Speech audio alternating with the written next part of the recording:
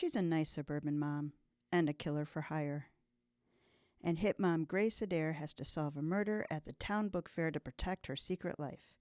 It's a cozy with a twist and a guilty pleasure fun for anyone who's ever wished for a more exciting side hustle. Wrong Poison, Nicky Knight's first hit mom mystery, is now out from Charade Books.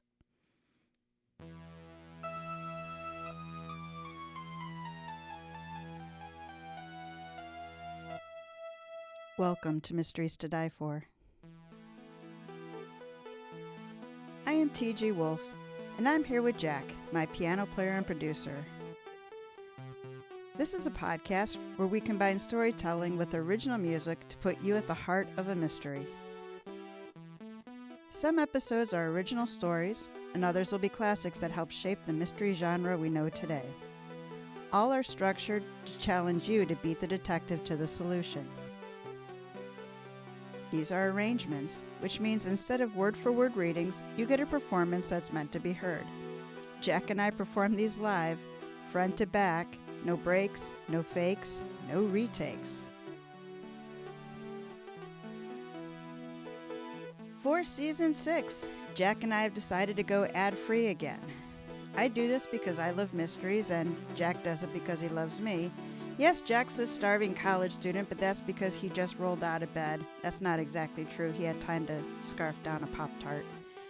We do ask that you support the writers of our show. This week, it's Nicky Knight. As you just heard, her first hit mom murder mystery is out. So check that out and check out her website and social media. Buy and read her stories and help other readers find her. Make writing for Mysteries to Die For the best decision she could have made. And in your review, tell her Tina and Jack said, how? Yeah, I don't know how to spell that. Even in my script, I didn't know how to spell that. This is Season 6, Things That Go Jack in the Night. This season contains truly imaginative mysteries around one of the most common words in the English language. From the brandy distilled from hard cider known as applejack, to that nefarious one-eyed Jack, to the animals, vegetables, fruits and tools, weapons and slang, the way the word Jack is used in the English language is truly unique, inventive, and too numerous for me to count. And yes, it's also the name of my piano player and producer. For episode 3, the legendary DJ Wolfman Jack is the featured Jack. This Never Happened to Wolfman Jack by Nicky Knight. Chapter 1, Hijacking the Airwaves.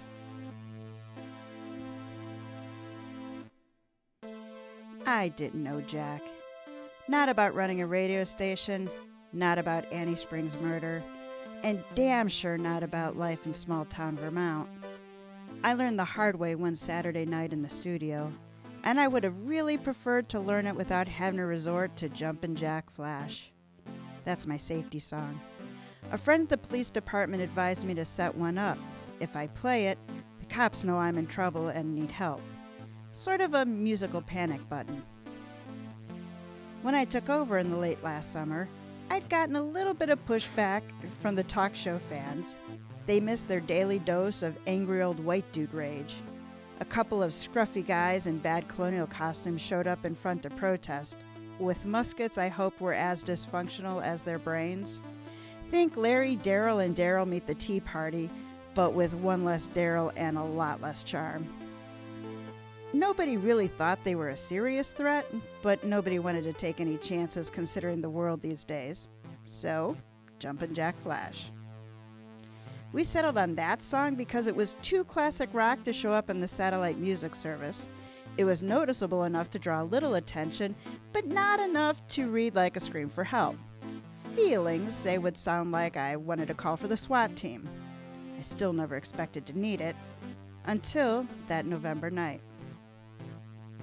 Saturdays were always wretched. My daughter was with her father across the river in Charlestown, leaving me alone with the saddest of sacks. They call in requests for faithfully and hard to say I'm sorry, when everyone knows they were neither faithful nor sorry until they got caught and ended up alone. Cynical? Oh yeah. I've earned it. 2 years ago, I was a successful midday DJ in New York City with a wonderful daughter and a decent enough marriage. I wasn't Wolfman Jack or that lady with the syndicated love songs at night show, but I was doing okay. Then my husband survived cancer and decided he needed to do things differently, most of them blonde.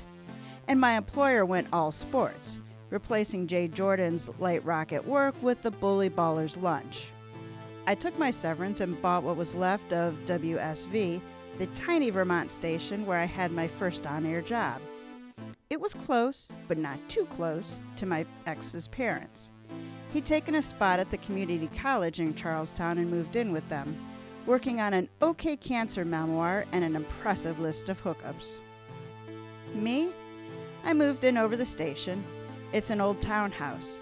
The first floor is the reception desk. The second floor is empty offices, and the top is our apartment. Not fancy, but fine. Most of the time, my daughter comes down to the studio in the basement bomb shelter and does her homework while I start my all-request show.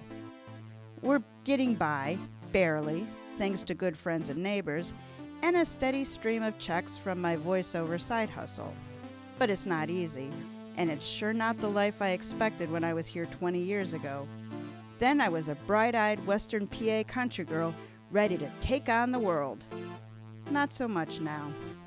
Let's just say I'm not exactly oozing with sympathy for the Saturday night regret calls. I just sagged out of What Else, faithfully, into that 10-minute Taylor Swift misery thing for someone else having an even worse night than I was. The doorbell lit up. Every small radio station has lights in the studio for the doorbell and phone, so the air signal isn't disrupted by a ring. It does disrupt the cat, though. Neptune, my daughter's giant gray Tom, sleeps on the old turntable cabinet. The faint click of light going on is enough to wake him and draw a sharp glare from his big orange eyes. I figured it was a friend. My yoga buddies have an open invite to come over for coffee. On the way up the stairs, I brushed off my old red sweater and hoped the circles under my eyes weren't too bad. As they say, little did I know, my look was about to be the least of my problems. Since I took over, I'd planned on installing a security system and one of those nifty doorbell cameras. I just hadn't gotten around to it with everything else. You'd be right to think that should have been high on my list. But don't judge me unless you've had to get a fifth grader settled into a new school and finish 3 sets of sale paperwork, local property, federal license, and satellite music service contract. And oh yeah, finalize a divorce and all the stuff that goes with an out-of-state move. It had seemed more important to get my Vermont driver's license than to look at security systems. Only when I opened the door did I find out how big a mistake that was. I got a quick look at an upset bony face and a red plaid shirt. I heard a gruff New England voice. "You Jay Jordan?" "Yes," I said. After that, all I saw was the gun.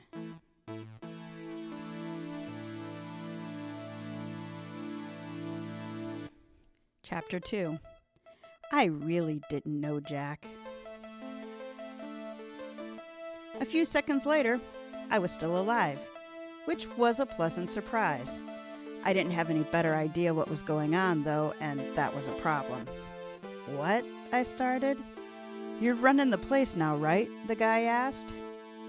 "Yes." I managed to get my eyes off the gun to look at my captor's face. He didn't look very scary or very committed, but of course the gun supplied all the force and commitment he needed. "Good," he said, "then you know why I need your help." Was all I could come up with. "I may not look like I did," he said. "You sure don't." Okay. This didn't seem to be the time to explain why I lost the freshman 15 plus 20 from stress, or why I ditched the bad red dye job for my natural black. "I'm Paul Spring. Wife was Annie?" Oh, holy hell. Annie Spring, the victim of the first and only murder I've ever covered. When I was up here before, I was the WSV News Department. All of it. When something happened in Simpson, whether it was a school board meeting or a fire, I was there. So when Annie Spring was bludgeoned to death in the mini-mart one night in January 2002, I was the first reporter on the scene. It had been a long time, but you don't forget your first murder. It was the only reason I didn't argue when my next program director in Hartford, Connecticut, took me aside after my first newscast. He said, "Jordan, I'm sorry, but that gorgeous voice belongs in the booth, not on the street." He wasn't really sorry, and neither was I. That didn't matter right now. What mattered was that Annie Spring's husband, never charged but always suspected, was at my station with a gun. I took a breath. Taylor Swift was still singing away, mourning her lost innocence. I'm with you there, kid. Well, he hadn't shot me yet, so he must think I can do something for him. I remember the case. I'm sorry for your loss. Stupid thing to say more than 20 years later, but it felt right. I'm sorry, he said. His face crumpled and the gun hand dipped. I don't want to threaten you. I just want your help. What? Stunned, I stared as tears gathered in the corner of his eyes. You covered the case, he said, choking up a little. Do you still have the reports and everything? I need to find out who killed her. I'd always thought he probably had. There was an off chance it was some random robber coming through from the interstate, but good money is always on the husband. Or it was. I'm not an expert on criminal behavior, but half a year in a chemo suite gives you a lot of insight on the human condition. This man was clearly still shattered by the loss. Of course, that didn't mean he was the killer, but I had to give him at least a little benefit of the doubt, even if the gun made me a bit tricky. I think the new archives are still here. I took a breath. If you put that gun down, we can both take a look. He hesitated, and then he must have read something in my face. You'll call the cops. No, I won't. Jump-a Jack Flash will. Please, he begged. I'll leave the gun on the porch, right out there. Just let me look. We'll look together. I nodded to the gun. Get rid of that and we'll talk. I'll even give you coffee. Really? He asked, as if searching for a trap. Really, I said. I'm probably as crazy as you are, but we'll go downstairs and check the archives. Just let me line up a couple more songs. As promised, Paul Spring stepped outside and put the gun on the porch. He left it in the rocker that nobody used, even in the warm weather, and then followed me docilely down the stairs. I pointed him to the coffee, which was fresh, and the WSV swag mugs. Then I went into the booth to set up the next few minutes. I loaded It's All Coming Back to Me Now, the long Celine Dion extravaganza, plus a birthday request for the Supremes, then played my few spots, finished by putting Jumping Jack Flash in the extra CD player. In the little hall kitchenette, Paul Spring was apparently still quietly drinking his coffee. Neptune sniffed the air as I set it up, but that was all. Most male visitors ended up with a fang print or two on his ankles, including my ex. This was practically an endorsement, confirming my judgment. I could have fired the safety song and ended this. That would have been the smart thing to do. But it was too late for that. I needed to know, too.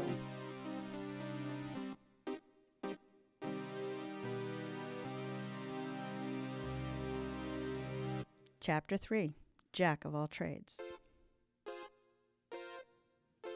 My real name is Jacqueline. No one calls me that, or heaven forbid Jackie. But yes, I am in fact a jack of all trades, especially now that I'm running this decrepit little radio station on my own. In my first hitch in Simpson, I'd been the jack of all trades of a different sort. I covered everything that happened in town with the energy, determination, and quite frankly, cluelessness of a 20-year-old I was. Bring your coffee in here, I said, motioning Paul to the newsroom, a tiny converted storage room tucked between the main broadcast studio and the production studio. Wow, he said, has anyone been in here since you left? Sure doesn't look like it. I cleared my throat. Dust was everywhere, coating the equipment that was probably at least a couple decades older than I was. It felt like a time warp then, even more so now. Back then, I'd been quite sure what Annie's Spring case was. But as soon as I opened the file with my notes and the police reports, I realized I'd overlooked a lot. What do you have? Paul Spring asked as he sat down in the chair that I used when I was broadcasting all those years ago. I kept pretty good files, I told him. I was a very serious journalist back then. Now, he asked. I shrugged. Life's a little too serious for that now. I know that one. He let out a small cough and took a sip of coffee. I rummaged in the cabinet. It didn't take long. Simpson wasn't exactly a hotbed of crime then or now. There were only a few folders in the crime section. Here it is, I said, opening and looking through. I'd kept my scripts, newspaper clips, and police reports. My writing at that time wasn't great, but the story was too simple to require much. Sad enough to knock down the 20-year-old's tendency toward melodrama, too. I looked at the old script. A fatal robbery last night at Steele's Main Street Mini-Mart. Annie Clay Spring of Simpson, age 35, a store employee, was found with a fatal head wound, a baseball bat on the floor beside her.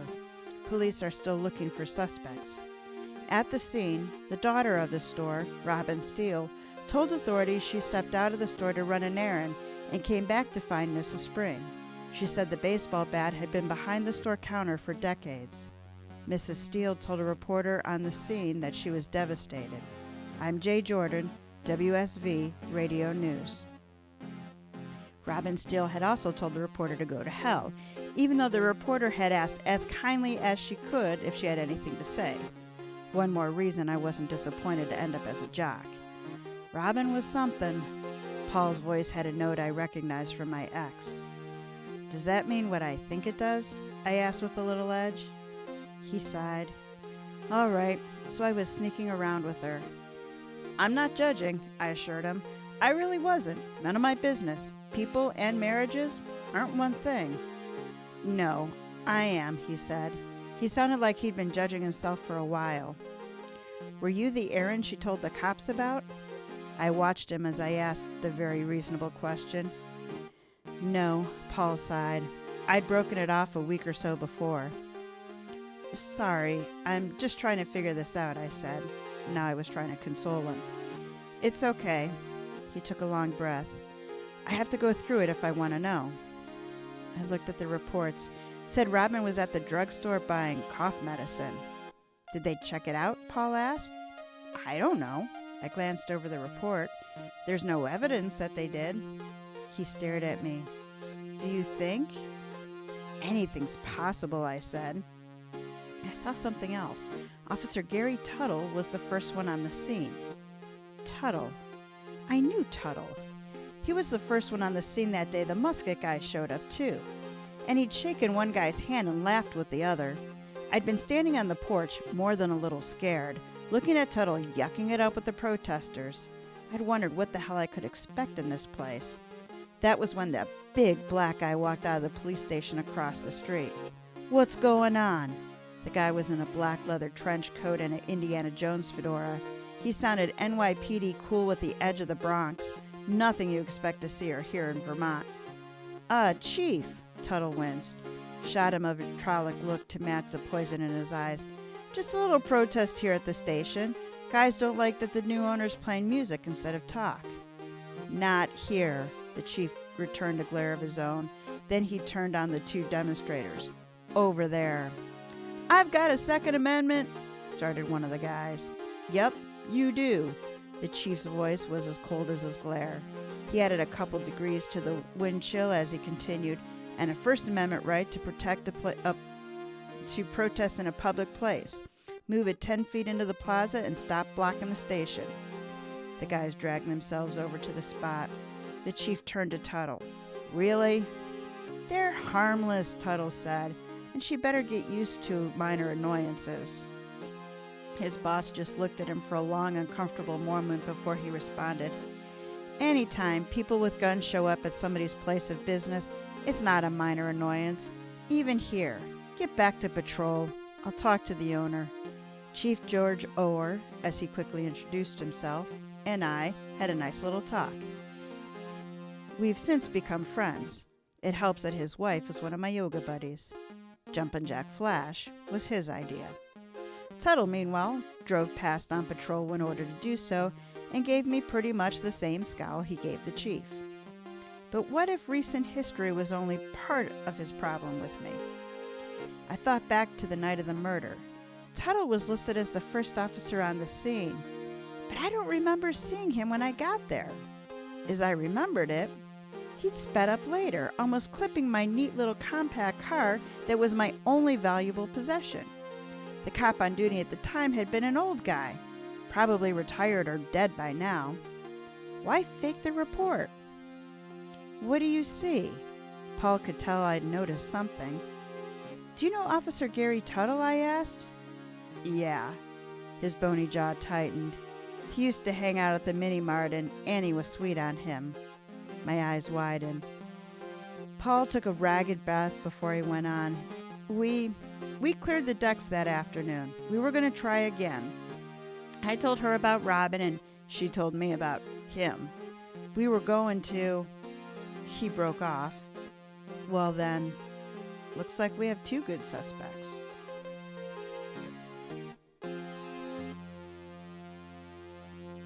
Chapter 4. Go back, Jack.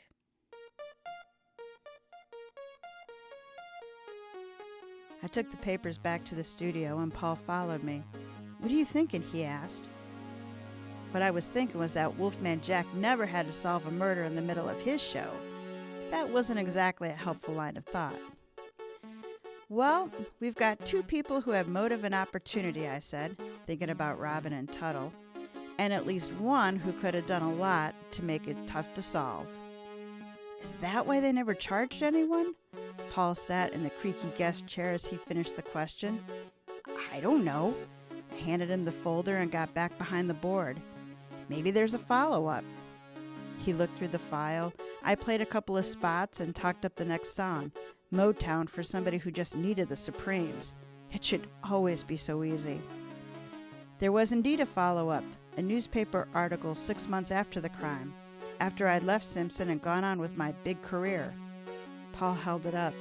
Newspaper says there was no usable fingerprints and no surveillance video. I shook my head.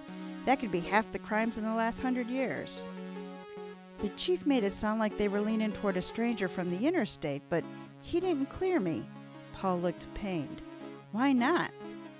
I don't know, I said. I'm guessing they came at you pretty hard. They did.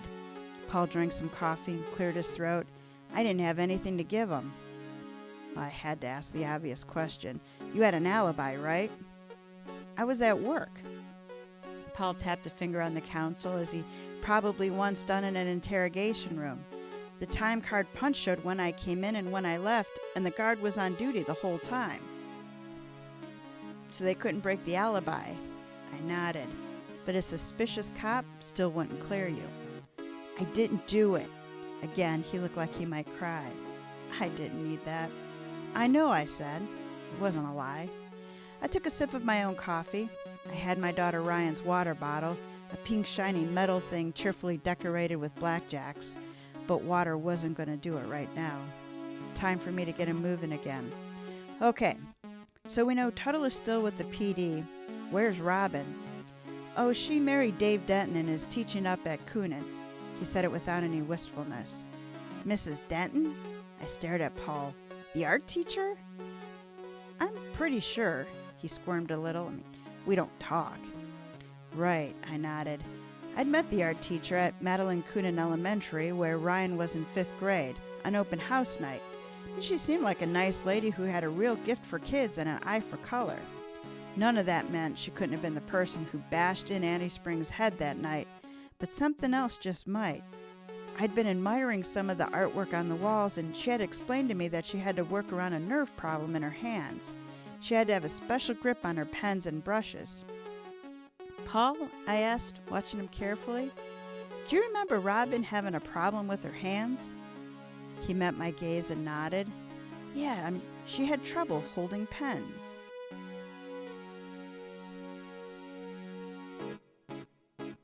All right, we're at the deliberation. Oh, well, Tuttle. $20, 20 $30, bucks. $40, $50. Tuttle. Tuttle. Well, there's two suspects, right? There's 3 suspects, so there still is Paul Spring, the gun-toting widow, who says he didn't do it. He didn't do it. There is Robin Steele, the co-worker who was sleeping with Annie's husband. Nerve damage. And then there was, yes, Gary Tuttle, the police officer who was sleeping with Annie. Yep, it was definitely Gary's turtle. Gary Turtle. So you don't even want to hear the clues. Yeah, Gary the turtle, right? Now I'll hear the clues. Okay, Annie died in the store where she worked from a blow to the head with a baseball bat, and the bat was kept under the counter. Alrighty. Robin Steele left the store to buy cough drops at the pharmacy, and she discovered the body when she returned. She was nasty to Jay when being interviewed. Yeah, okay. The police report indicated Gary Tuttle was the responding officer, but Jay remembered that it was an older officer, and Gary showed up later, nearly hitting her car. Interesting.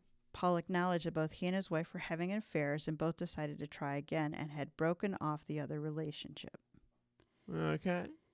Paul was heavily questioned by police but was never arrested. He had an alibi. They were getting back together. Interesting. And then, of course, Jay noticed that Robin, who now teaches art at her daughter's school, has problems with her hands and can't hold brushes without adaptive devices. Interesting. So, yes, Jack, it's your turn to take a spin around the turntable. Who killed Annie Spring? Turtle. Turtle. Well, think about it. If it was Paul, it'd be weird that he would do all this. Also, my instinct reaction when I listened to that part was, why didn't he try just asking first? Why did he come in with a gun? I know. He's got some sort of desperation going there. He clearly does, but now he's acting all calm and normal. But, just talk to the lady. I'm sure she would have been happy to give you some of this stuff. No, bring in with a gun? So why do you think Tuttle did it? Well, Tuttle's the like, only person no, like what was his, why did he kill her? Like, why? yeah. I don't know. Is Tuttle married? It doesn't say. Doesn't say. Maybe, if Tuttle did it and Tuttle was hooking up with her. And she was breaking it off to go back to her husband. And then I guess he might have been mad, but that's a stupid reason. I mean, it's not stupid, but it's one of the reasons that I would say no because I game it all the time. I don't know. One of my friends who's a cop who works that kind of stuff, so he showed up on lots of crime scenes where he calls it, if I can't have you, nobody can.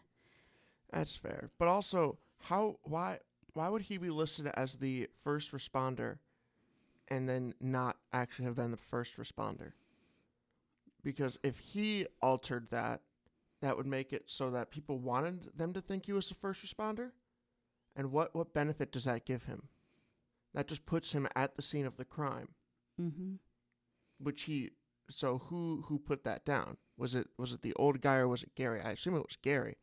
But I would assume the old guy would have put it down because he was filling out the police report, right? Was he? I really have no idea why it was done. I have no idea. It was Tuttle, but no clue why. Well, before we get into that, I want to remind people to check out our print and ebooks. The companion book to Season 4, A Word Before Dying, and Season 5, Move It and Lose It, or Lose It, are available in ebook and trade paperback from online retailers. This season's book will be released on September 12th. The dimes and quarters from the book sales do support the podcast and keep Jack in mismatched socks and audio licenses. Now, let's go into Chapter 5, In the Studio with a Blackjack.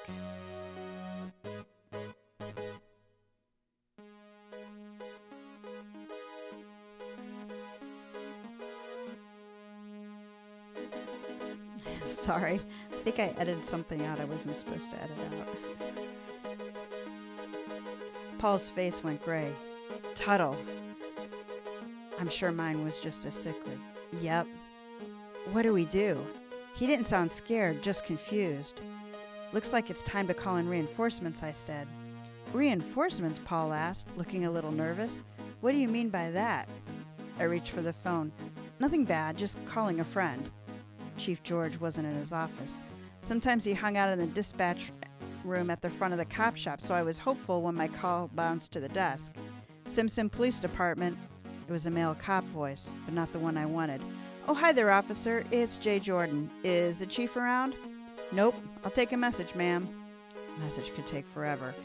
This isn't an emergency, but it's kind of important. There's someone with me who needs to talk to him. About what? The officer's tone was sharp and suspicious, and there was something about that voice. "I'll tell the chief." I kept my tone carefully neutral. "Please just have him call me as soon as possible." "Good enough, ma'am." He hung up. It was only after the sharp click on the line that I realized my fatal mistake. At least a potentially fatal one. "What's wrong?" Paul asked. "Is the chief coming?" "I don't know who's coming," I said. Gary Tuttle answered the phone. "Why? How?" Paul looked terrified. "It's Saturday night at a small-town cop shop," I shrugged. "Probably covering for the dispatcher. I didn't recognize his voice right away." Not up to my usual standard. After an adult life in radio, I can usually recognize somebody's voice in one sentence. Tuttle hadn't given me much, but it should have been enough. Now I knew I had someone with me who wanted to talk to Chief George. With Paul Spring's truck parked at the station, the one with Paul Spring, "Your handyman," in big red letters on it. Oh, holy hell. I took a breath. "Now," I said to Paul, "it's time for Jumpin' Jack Flash." Paul looked a little puzzled as I made for the seg, but the puzzle look faded right to fear when footsteps came from the hall. Well, look who's here. Officer Gary Tuttle walked into the studio with the same ugly grin he'd given the musket guys, and Paul's gun. He just picked it up from the chair on the front porch. If I'd been trying to give him an easy out, I couldn't have done better. I hit the camera button on my phone. It would record the sound at least. "We've got you, Tuttle!" Paul stood. "Not quite, folks." Tuttle's smile widened repulsively. "So Paul here's been asking questions he doesn't want answered." "You don't want answered," I said. "You killed Annie. She was going back to that when she could have me." Tuttle shook his head. "Stupid woman. Good to beat it out of her." Paul made a noise like a wounded animal. He was staring at Tuttle's face. Not me. I was looking at the gun, an old revolver, not a police service weapon. Even Chief George would believe Paul killed me and himself if Tuttle used Paul's gun. Okay, keep him talking. Mick and the boys were still singing on the studio speaker, but they were in the final fade, and in less than a minute, there would be silence. And a silence alarm. A distraction. "You reported it? And then changed your uniform," I said. "Got the other guy to cover for you? But he listed you as first on the scene." "Old fool." Tuttle's ugly little eyes narrowed on me. "Why do you even remember?" "You almost hit my Fiesta." I couldn't help sounding a little defensive. "It was my first new car." "Well, good for you," Tuttle snorted. Uppity Flatlander. He didn't need to know how hard I worked for that new car or how long I was in debt for it. I did my best to smooth down my Western PA country girl hackles. Wouldn't help here. I took a breath, hopefully not one of my last. I may be an uppity Flatlander, but I'm not a killer. "She was everything to me," Paul said, a soft anguished wail. "Did a rotten job of showing it, Spring. Claiming the moral high ground? This guy?" "Yep," he went on. "Cheating with that little slip Robin? You didn't deserve Annie." Tuttle turned toward Paul with the gun. The song ended. 10 seconds. "Go ahead," Paul said. "You're doing me a favor." Well, that threw Tuttle just a little off balance. I reached for Ryan's water bottle. An alarm went off. A huge, loud howl. Another howl. Neptune was awake. He'd been asleep on the turntable until now, but even he wouldn't sleep through this. I hit Tuttle in the head with the bottle. He started to fall. Paul helped him along with a whack in the gut. Neptune hissed. The alarm continued to shriek. "What the hell is going on here?" A deep, gruff, and thankfully familiar voice shouted from the hall. Chief George, or quite possibly my favorite person ever, walked into the hallway with his gun drawn. "It's Tuttle, Chief," I said. "He came at Paul and me." "He killed Annie," Paul added, grabbing the folder. "It's all in here." I went back for my phone. "More importantly, Chief, it's all on here." Chief George shook his head. "Next time, can you just call me first?" Well, I had a good answer for that. There won't be a next time. Epilogue. Thank you and good night. Chief George called for an ambulance for Tuttle and listened to the video while he waited for it to arrive. I knew him well enough to know he wasn't too sure about my claim that Paul had left his gun up in the reception area. He knows guns aren't allowed in the studio. But he also knew this didn't sound right. Still, he didn't challenge me. He may have thought we all suffered enough. Most of us, anyhow. Tuttle opened his eyes a couple of times, saw the chief and closed them again, clearly trying to look unconscious. I took that as evidence that I hadn't done permanent damage, which was soothing. More soothing was the fact that Neptune had returned to the turntable cabinet, curling up in a ball and ignoring us. Everything must be fine. As the EMTs rolled Tuttle out, the chief turned to me. "Email that video, okay?" He nodded to my phone. "The DA will need it for evidence." "Will do." My voice didn't come out as steady as I would like. "You okay?" His eyes were sharp with genuine concern. "Gonna be." I was surprised that I meant that. He knew I wasn't as okay as I played, but he let it go. "You need anything, you call." That was because his wife is a friend, but I was grateful for it anyway. "Thanks." I realized this was the one thing that got me a lot closer to okay. "Can I go back on air once the ambulance leaves?" "Your call. No legal reason not to." He gave me a nod and a smile. "If you can handle it, you can do it." Paul Spring walked up behind me as the chief followed the EMTs. "You didn't tell him I held the gun on you." I shrugged and gave him a wry smile. "Water under the bridge now, right?" "Thank you." Paul held out a hand for a shake. I took it, surprised how frail and bony he was. "It's okay. I hope this gives you some comfort." "It does." He drew in a slow breath. "Now I'm going to see her and apologize soon." Was he crazy after all? Paul Spring gave me a twisty little smile. "Pancreatic cancer. I got a few months tops." Another breath, another wince of pain. Wanted to get some answers for Annie before I leave. I couldn't imagine, and I couldn't argue. Makes sense to me. We stood there for a moment, looking at each other. "I'm sorry I held a gun on you," Paul said. "You didn't have to," I replied. "You could have just told me why." He turned to stare at me in shock. "What do you mean?"